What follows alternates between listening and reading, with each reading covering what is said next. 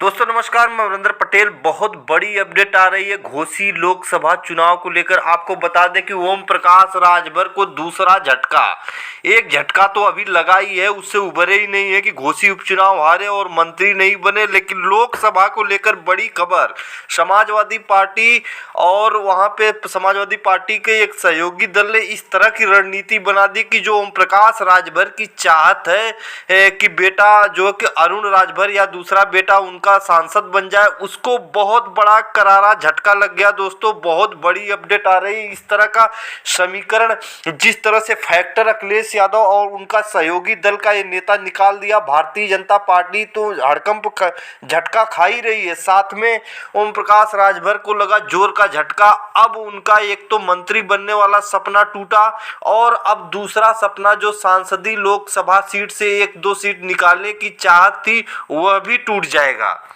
बता दें कि घोसी लोकसभा चुनाव को लेकर 2024 में अखिलेश यादव घोसी लोकसभा सीट पर जनवादी पार्टी के राष्ट्रीय अध्यक्ष संजय चौहान को टिकट देने की चर्चा चल रही। समाजवादी पार्टी सूत्रों के हवाले से बड़ी अपडेट।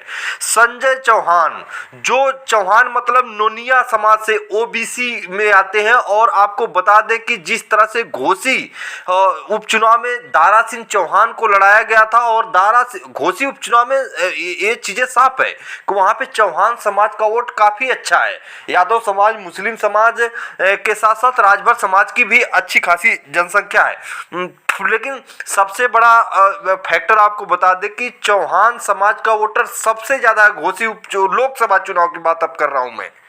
हालांकि संजय चौहान पिछली बार 2019 में भी जो कि अखिलेश यादव के साथ गठबंधन में थे, लेकिन वो चंदौली लोकसभा सीट से लड़े थे, चुनाव हार गए थे। लेकिन इस बार अखिलेश यादव ने भी प्रण कर लिया कि इस अपने पुराने सहयोगी जो लगातार अखिलेश यादव के साथ ही है, साथ नहीं छोड़े और बिल्कुल कदम ताल करते हुए चले अखिलेश के साथ, चाहे चुनाव में हार मिली हो, जीत मिली हो, और अखिलेश यादव का साथ नहीं छोड़ा हो। तो जनवादी पार्टी के राष्ट्रीय अध्यक्ष संजय चौहान पूर्वांचल में चौहान समाज के एक कद्दावर नेता के रूप में उपस्थिति दर्ज करा दिए हैं। घोसी उपचुनाव में उन्होंने प्रचार भी किया था, दिन रात एक कर दिया था। जिस तरह से वहां पे दारा सिंह चौहान के खिलाफ वोट एक मुश्त 65% चौहान समाजवादी पार्टी को वोट दिया था। घोसी उपचुनाव की बात करें, दारा सिंह चौहान के लड़ने के बावजूद भी, क्योंकि वहां पे फैक्टर जो है काम कर गया। दारा सिंह चौहान एक ओबीसी वर्ग से आते हैं, नोनिया समाज बोला जाता है। उत्तर प्रदेश के जो पूर्वांचल में जो चौहान समाज होता है, नोनिया समाज मतलब उनको बोला जाता है, ओबीसी में आता है।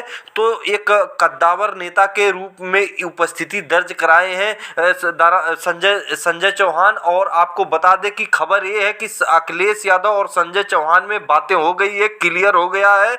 और यहाँ पे भी स्पष्ट कर दूं कि वहां से जो कि ओम प्रकाश राजभर की चाहत थी कि घोसी लोकसभा जो क्षेत्र है वहां से अपने बेटे वो सीट लेकर अपने बेटे को लड़ाने की चाहत थी, लेकिन उस पर सपना टूट गया। क्योंकि वहां का समीकरण चौहान समाज के बाद आपको बता दें कि यादव समाज है, फिर मुस्लिम समाज है, और वहां पे अदर यादव ओबीसी का जो रुझान है पूर्वांचल में, जो आपको बताया कहीं न कहीं इंडिया गठबंधन की तरफ एक मुश्त होती हुई दिखाई दे रही है, और मुस्लिम एक मुश्त है, और चौहान समाज सबसे ज्यादा, यादव समाज फिर मुस्लिम समाज है। तो कहीं भी समीकरण में नहीं टिक पाएंगे ओम प्रकाश राजभर की राजनीति अब खात्मे की ओर दिखाई देती हुई नजर आ रही है।